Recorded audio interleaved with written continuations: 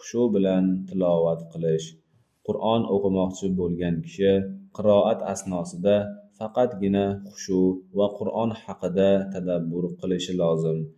Tilovatdan maqsad ham aynan shudir. Tadabbur tufayli qalblar xurram va munavvar bo'ladi. Alloh taolo Qur'oni Karimda shunday marhamat qiladi: A'udhu billahi minash shaytonir rojim. Afala yatadabbarunal Qur'an.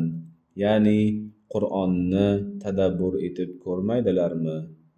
Va yana bir oyatda shunday marhamat qiladiki: Ey Muhammad sallallohu alayhi va sallam, ushbu Qur'on oyatlarini tafakkur qilishlari va aql egalari eslatma olishlari uchun biz sizga nozil qilgan muborak kitobdir.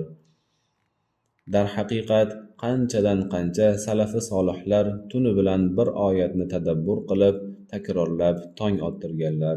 Yana qanchalari qiroat vaqtida hushidan ketib yiqilgan.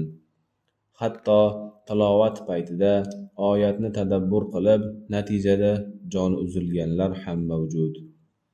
Ulamolarimiz tilovat qilganda oyatlar mazmunini o'ylab, tadabbur bilan o'qisin. Bordiyu arabchani bilmasa, Allohning kalomini o'qiyotganini yodda tutsin.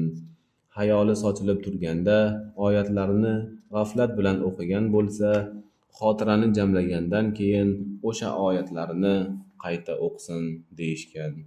Hatto ba'zi ulug' zotlar bunday deyishgan: tadabbur va tafakkur bilan o'qilgan bir oyat 30 pora Qur'on boshdan oyoq tadabbursiz tilovat qilinganidan yaxshidir. Alloh taolo barchalarimizni Qur'onni tadabbur va tafakkur bilan o'qishni nasib qilsin. Assalomu alaykum va rahmatullohi va barakatuhu.